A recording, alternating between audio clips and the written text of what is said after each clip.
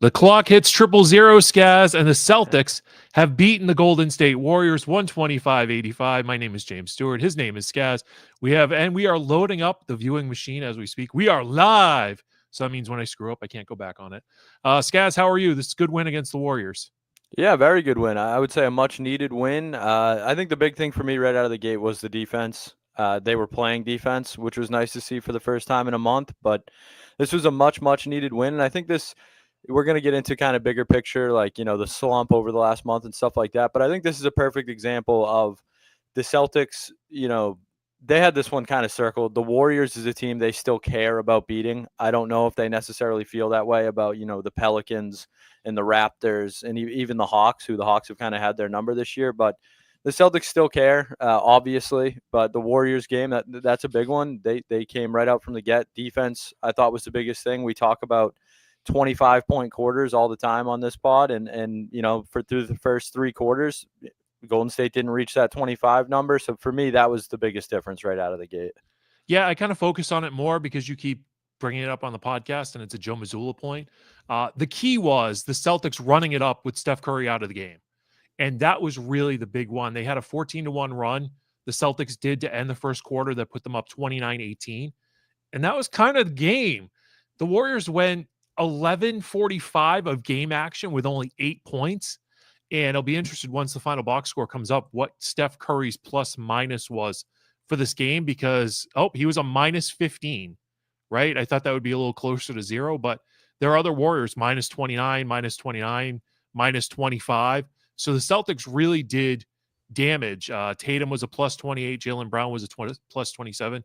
And one of the details I thought in the game was the Celtics were trying to be physical with Steph Curry during this game to try to slow him down. That was one of the key points. And also, I thought they moved Porzingis around a lot more than they had in past games. He missed a couple open threes, but they were good shots. They were the right shot to take at the time. But they did move him around more, I thought. And I thought they tried to, even though some of their entry passes were deflected out and caused some turnovers early, I did think that they tried to move people around more than they have been in the past. Yeah, and when you bring up the physicality with Steph, I think it was on both ends, too. They were attacking him on the defensive end at times. I saw Jaylen call for the ball numerous times when Steph was on him. There was one where he made the basket and was looking for a foul. But, yeah, that was just – I don't want to say the Celtics were kind of, sleepwalking over the last month, but at times it certainly felt that way, and especially Jaylen at times, that Raptors game on the defensive end, they were just bad. They were disengaged. I know the shooting's been bad, but, the defense is what worries me more because I view it as more of an effort thing, an intensity thing, how engaged they are.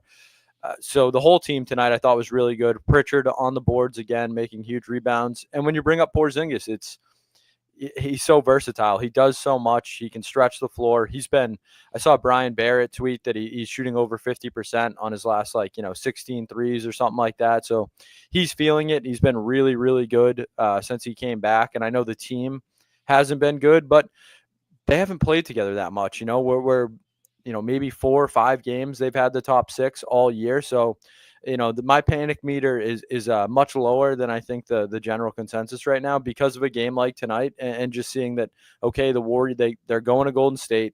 This is one they should care about, and they did, and they took care of business easily. If you have a question or comment, drop it into the chat line, and we'll get to it. I do want to address because this is the dilemma, right? Because I'm small C concerned because they're behind Cleveland. They're not going to catch Cleveland. So they're going to end up the number 2 seed unless they go on a run. I don't know that I necessarily want them to go on a run to catch Cleveland. Health is important. Playing physical and tough on defense, playing smart on defense. But here's what they keep doing, Skaz. To use the football term, Tom Brady's favorite receiver is the open receiver, correct? We all agree with that, right? Absolutely. 20 years of being a Patriot, Tom Brady's favorite receiver is the open receiver. The Celtics' best shot, Skaz, is the open shot. And this is why this is going to continue and it's going to frustrate people is the Celtics' best shot is the open shot. And coming into, I think I pulled the stat before the Hawks game. They were 5th in the NBA in NBA open shots attempted. They're 22nd in that actual field goal percentage. Last year, they were number 2 in attempts and 11th in actual percentage, and it was down 4 percentage. Open three-point attempts, Boston was number 1 last year. They're number 1 this year. They are at 36% before the Hawks game this season. They were 39% last season. It's a make or miss league, and you can make good decisions. Let me rephrase that. You can your makes make you make better decisions on offense and defense because it's a confidence thing. Your misses can lead to really bad decisions on offense and defense. And I bet if I had to grind out the coaches' tape, their defensive adjustments might have been a little bit of an issue. Like we talk about effort. I don't know if it's effort as bad switch, bad pickup.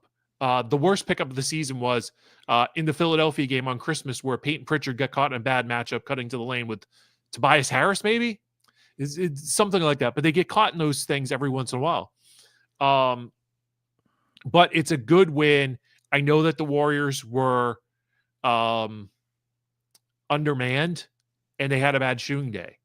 I don't think that happens going forward, but they had an off night like the Celtics did. But it's still a good win to get a 40-something, 30-something win over the Warriors. Like, I'll take that. Yeah, absolutely. And you saw that Warriors team, without Draymond. And I know people in Boston probably don't think of Draymond as like, an offensive weapon when the Warriors are shooting that poorly, but he is kind of their quarterback. They go through him a lot. He's an unbelievable passer, and you could see that they were missing that tonight. One thing that really stood out for me was at the end of the third quarter, the Celtics were shooting 42% from three. They'd taken 36 threes, so still, shooting the threes, but they also had 44 points in the paint at the end of the third. And I think I know, people go back and forth, too many threes. You can do both, and I know people don't want to believe that, but you can score in the paint and also shoot threes. So I thought there was a little bit more balance tonight, maybe more of a concerted effort to get some guys, the ball down low, or just Tatum made a couple great passes, even to Pritchard under the basket, who had a couple great buckets. So a very good win. And I thought Steve Kerr had an interesting quote before the game when he was asked about the Celtics play as of late. And he basically said, if I'm a Celtics fan, I wouldn't be worried. Like, this is what teams go through.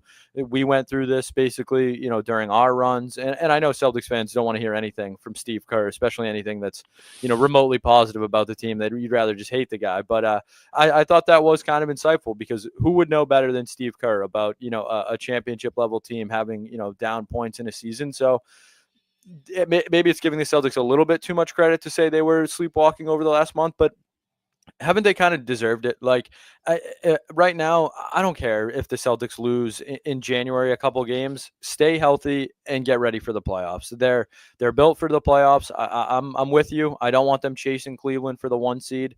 If this was last year and they hadn't won a title and they were, they were tested going into the playoffs last year, but they weren't championship tested. They hadn't won.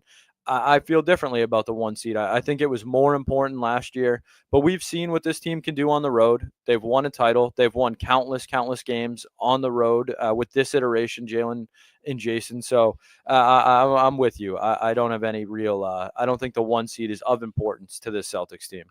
I know Joe Murray has been big on second chance opportunities and the Celtics issues rebounding the basketball.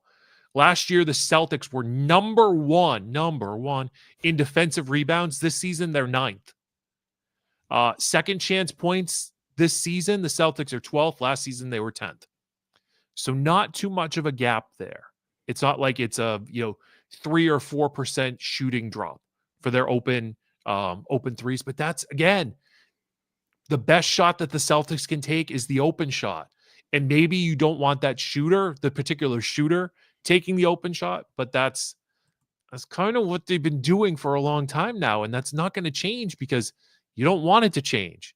Do you want it a little bit more contested layups? So Max does his podcast on the CLNS media, I think. Yep.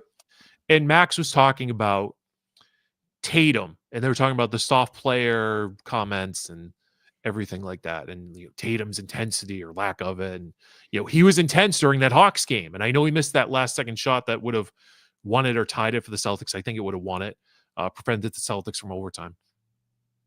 But what he said was, and I remember Kobe doing it, I remember Jordan doing it, and a lot of the great players, LeBron does it. is they try to get everybody involved in the basketball game so that because it changes how the other team defends you. It gives other players confidence. I'll never forget Kobe Bryant did an interview at the time where it was before podcasting, where he's like, or it was a docuseries or something where he's like, my job is to make these players better permanently. And he would go out there and make sure that this person got his, this person got his, this person, and everybody's involved in the game because Kobe is so good.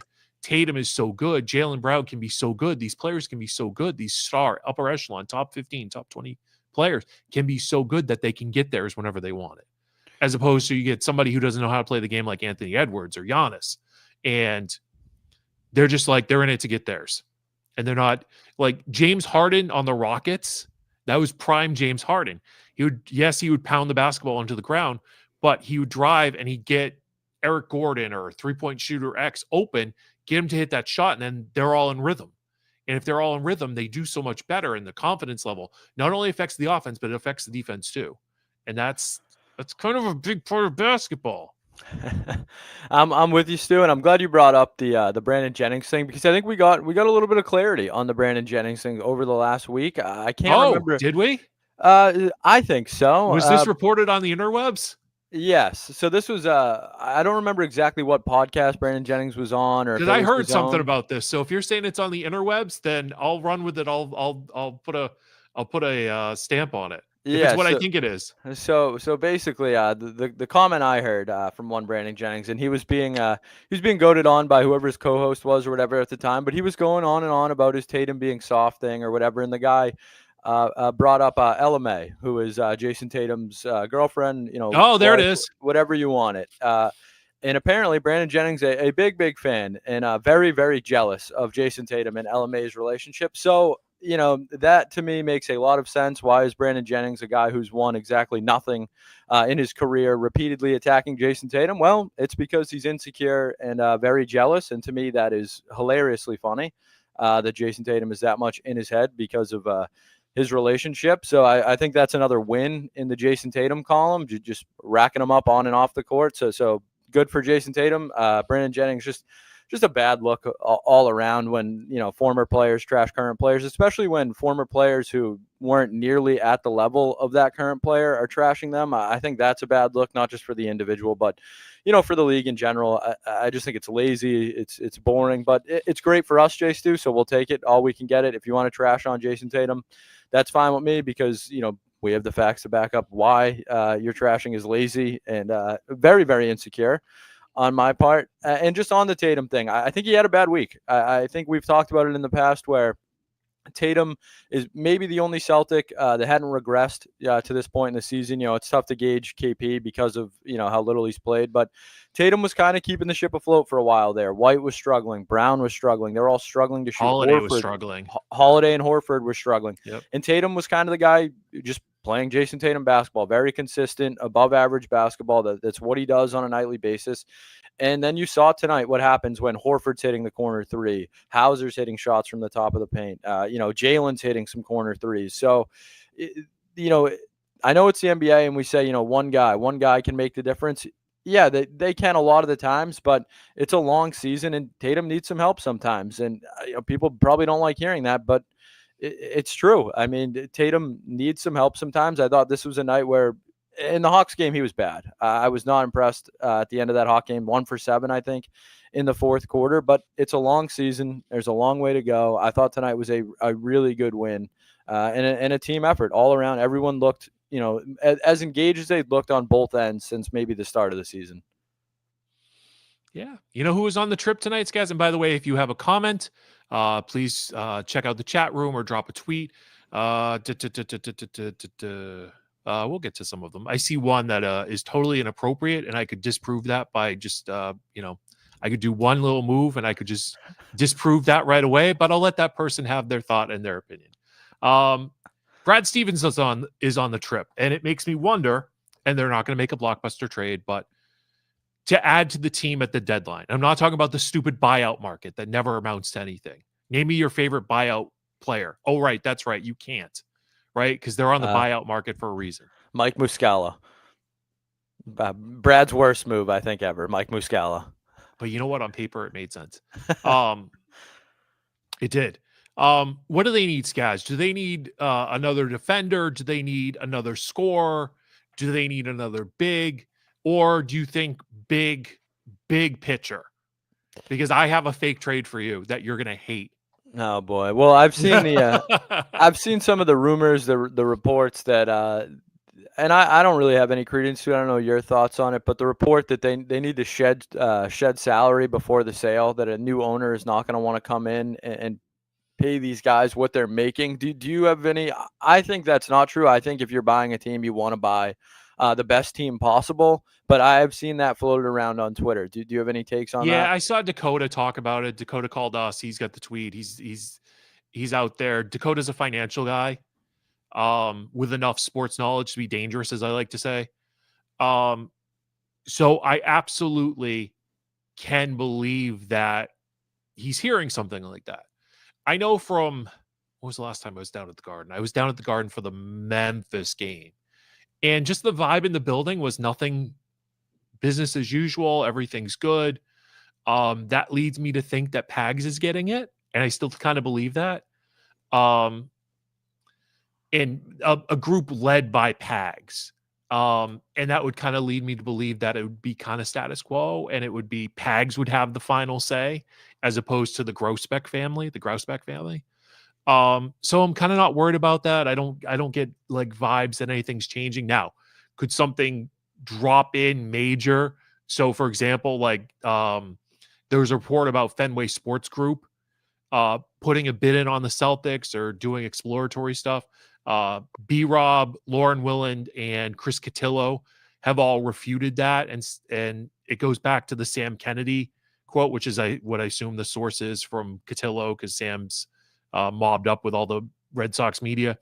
It was I think Cotillo put out the tweet: Fenway Sports Group is not involved in bidding for the Celtics. They never were. Nothing has changed, and that goes back to September 2024, where Sam Kennedy told Chris Cotillo, the Celtics are not on our radar right now. And that's a paraphrase of a quote.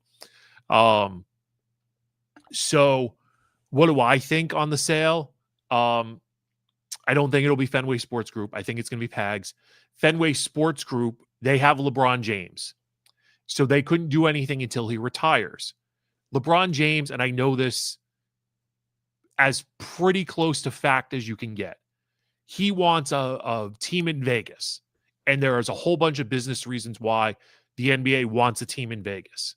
And LeBron would want a team in Vegas.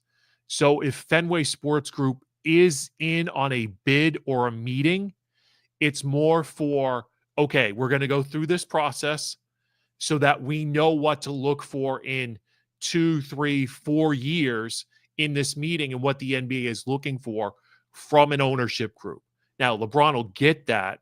They'll get an idea of what the expansion fees is. And this is another details, guys. The Celtics sale has an impact on what the NBA can charge an expansion fee for. And that is very, very important, because the NBA would love to charge a new team $5 billion, $6 billion, whatever the number is. So do I think that the Celtics have to trade away $50 million in salary? I don't think so at the moment. But we've been talking about since Jaylen Brown signed his Supermax contract that he might be the one to go. I don't think it's going to be from the Tatum Brown group that goes. I'm starting to feel that it's not going to be Tatum or Brown who has to go. I think it'll be Porzingis, Holiday. Horford's going to retire anyway. I don't think Derek White is going to go. So I think the three players who I would call safe, quote unquote, are Tatum, Brown, and Derek White. And I think if you're a Celtics fan, it's kind of exactly what you wanted to hear, Jay Stu. That you hear that Pags is buying the team, and it's pretty much status quo. I think that's the hope. The fear is obviously Fenway Sports Group. I know Boston fans don't want to hear that, but glad to see our guy B Rob and Cotillo debunking that. So yeah, it's it's kind of weird. It's just slower overall than I thought. I thought this was, maybe Well, Bill Simmons reported. Skaz, that's because Bill Simmons is like, oh, this will be over with quick. And because Bill has a national platform, he knows enough people where his information could be right. I get it. I totally get it. I totally get it. I totally understand why. Oh, Bill Simmons said it, so it must be happening. I mean, tell me the last time Bill Simmons was right. This is what people do to me, right? When was the last time Jay Stu was right about anything? He had a good appearance at the Netflix WWE event. I think I saw. he did all right there. This is why I have the Stick to Wrestling podcast. But so the ownership thing. But here, let me give you a fake trade, right? All right. I'll give you a fake trade that you'll hate. It's a 4-way trade. And there's some like smaller details to match salary, but work with me here. The Celtics send Porzingis to the Heat and Pritchard to the Pelicans. The Heat send Jimmy Butler to the Suns. The Suns send Bradley Beal to the Pelicans. The Celtics get Zion Williamson and something else to match salary. No. Do you understand the logic of why I'm trying to do that? No, I don't. I don't. You don't? Okay. So Zion Williamson is a big who can take over the 3, and he's versatile, and he's a distressed asset. And look, I felt since he came out of the draft that he wants to be a New York Knick. That has not happened so far, right? And maybe the reason why the Knicks actually got Karl Anthony Towns was to swing him for Zion Williamson. But the idea is that you got to give up something to get something back. And the Celtics are going to need a big who can play 70 to 82 games plus the playoffs. That ain't going to be Zion. But you have to take the chance, right? Because otherwise, this is in the scenario that you have to cut money, right? And then because Zion's got a 4-year contract, he's got 3 left on that 4-year contract, I think. So he's locked into a salary. And that might be, if Porzingis and Pritchard are going out and you're bringing back Zion Williamson, I'm accepting of that, right? Because what other team is going to give up a versatile big? You have to draft them, and now we're 3 years deeper into the career of Tatum and Brown, and maybe they have enough, but I don't know. Yeah, I mean, for me, and this is one I see on Celtics Twitter often, and Reddit and all the Celtics message boards, is Walker Kessler. I don't know if Danny's making that trade with you. Porzingis and Pritchard there. The only thing with Zion, you call him a distressed asset. I worry about the stress Zion puts on his knees and his ankles and his shoulders and stuff like that. I just I like Zion, but I don't. He's a ball stopper. He's he's a ball stopper. He doesn't shoot the 3 well. I get it from a standpoint of getting another athletic big in here. I just don't think he fits. I can't imagine Brad Stevens looks at Zion and says that's a guy that I want running Joe's offense. I do wonder though if he's got a higher basketball IQ than we think, and I don't know that. But this is the whole Celtics culture, right? Is high basketball IQ, can play a bunch of different, is versatile, right? Like that's the Celtics culture. Can do a lot of different things. A big who can shoot the 3. That's what they need. This is why, years ago, they brought in Aaron Baines as a big. Aaron Baines could shoot free throws. He always made his free throws. It's like a small detail like that, but he had high basketball IQ, right? And apparently, according to Tommy, he was the size of Australia. So there's that. I'd like to see, but Cornette that's what you got. That's what you got to look at in the off season. So it's like, what can the Celtics get in season to add, or do you just ride it out and you just wait? Yeah, I mean, I know we're getting nitpicking when we're doing stuff like this, but I'd like to see Cornette shoot some threes more. I know it's not really what he's done since he's been in the pros, but I believe he is the NCAA all-time leading score, like a 3-point shooter for a 7-footer. I think he has the most threes made by a 7-footer in NCAA history. So it's not something that Cornette's never done. And I know, keep him close to the basket. They need rebounders, all that, but just another wrinkle that they could add if they are looking to expand the floor.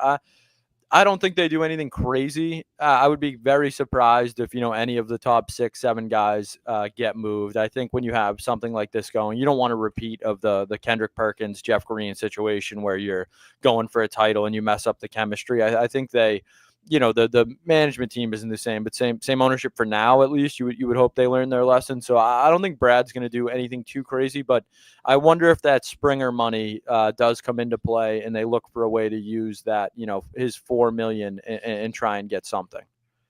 All right. Boston Sports Archive in the comments says trade Jaylen and Porzingis for Sabonis.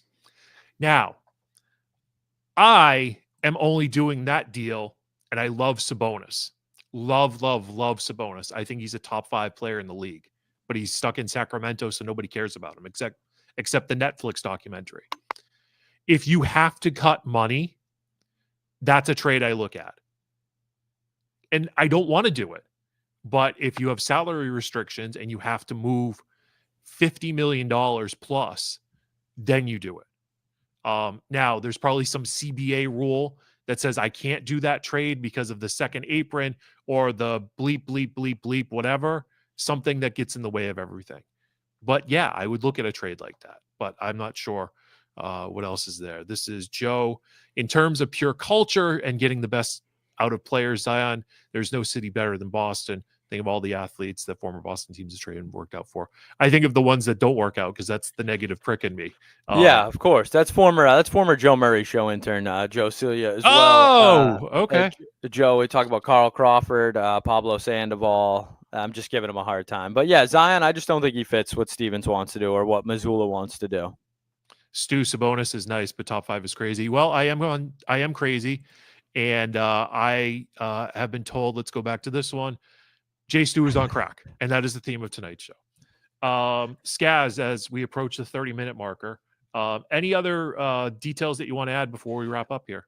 I wanted to ask you about, did you see Jaylen's post-game comments the other night? I think I might have put this in my rundown, but I think it was Abby he was with, and he talked about the adjustments he's had to make this year and the evolution he's had to make, every year and all that. And at first, I kind of read it, and I was kind of dismissive of it. Jaylen just, he's a great player. He's had kind of a rough year. You don't want to say, I've had an up and down year. So he's just kind of, giving us NBA talk. I've had to adjust. But then I thought about it a little more today, and I was watching the game, and I think it probably is a little bit of an adjustment for Jaylen that he was so used to being like locked into that second, third option all the time. He knew that, when Tatum wasn't getting his shot, it was going to be him or Kyrie or whoever it was.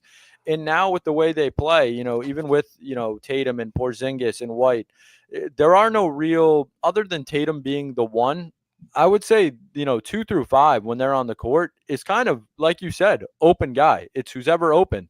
And, maybe we don't give enough credit or credence to how much of an adjustment that is for Jaylen, a guy who needs the ball in his hands, is better with the ball or cutting immediately off the ball. So, maybe he does deserve a little leeway over the last month, because I do think there has been, more of a Mazzulla initiative to get Pritchard the open shots, White the open shots, even Holiday at times. Just take whatever shot you get. And I think Jaylen is adjusting to that a little bit. And, with everything off the court, Jaylen's been dealing with too as well.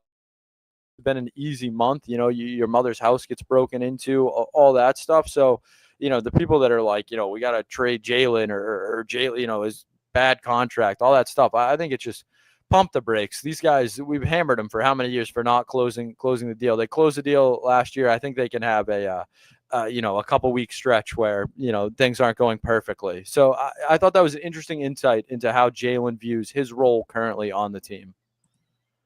I agree with Larry. Skaz should get his own show.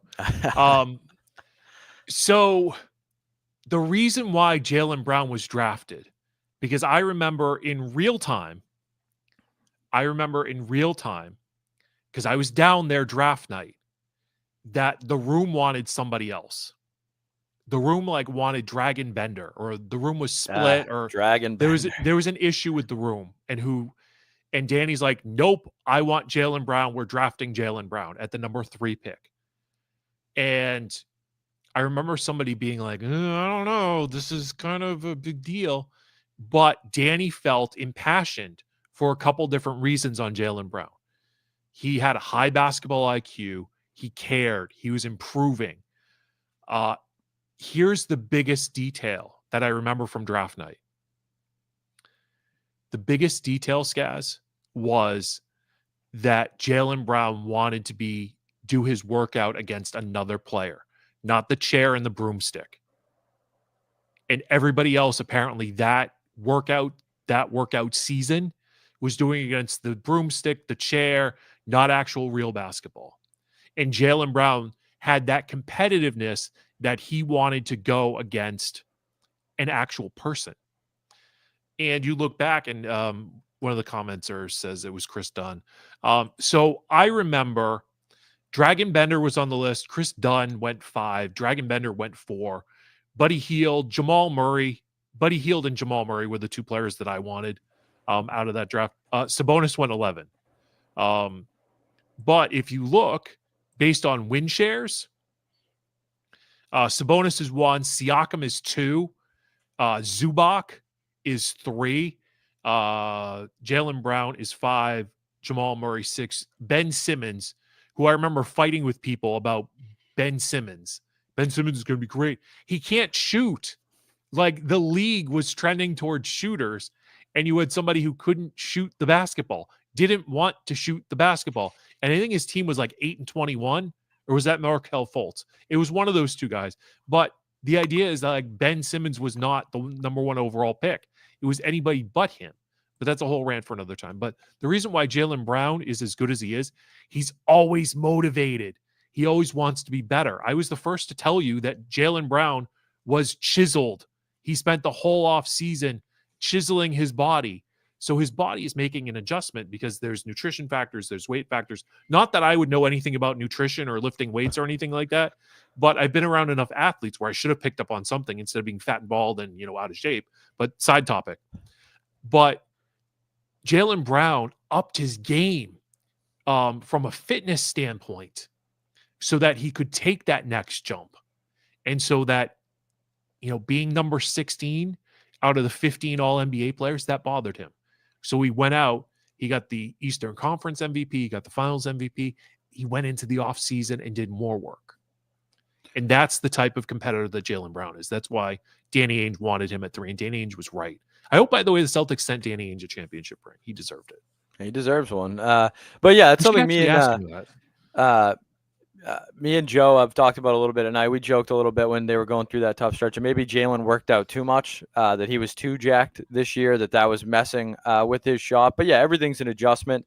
And for me with Jaylen, it was, his offense comes and goes. He's always been, a little bit of a streaky player, but I think for me, it was the defense, how engaged he was. He prides himself on that. Last year, we heard so many times about how he asked to guard, other teams' best players on a nightly basis. So, I give Jaylen kind of a pass for the, I don't want to say a pass for the whole month, but for the last couple of weeks, he's had a lot going on. He's going through some stuff, and tonight he looked great, and they won. And so my panic, concern meter, whatever you want to call it, I would still have very, very low for the Celtics. I do think, though, a development, though, is that the OKC Thunder I think they're the best team in the league right now. I don't think the Celtics are the best team in the league right now. They haven't played like it. I think, playoff comes, that can change. They were the best team in the league all year last year and won the title. But right now, you watch the NBA on a nightly basis, the OKC Thunder are the best far and away team. Their defense is at another level, and they suffocate teams. So I'll be very interested what they look like when they get Chet back. I know some other guys have missed some time as well, but I still think the Celtics can beat the Cavs, the East. I'm still on that same wavelength as you, but I think right now the OKC is the best team in the league. So let's see what they look like in the same way of let's see what the Cavs look like when we get to the playoffs.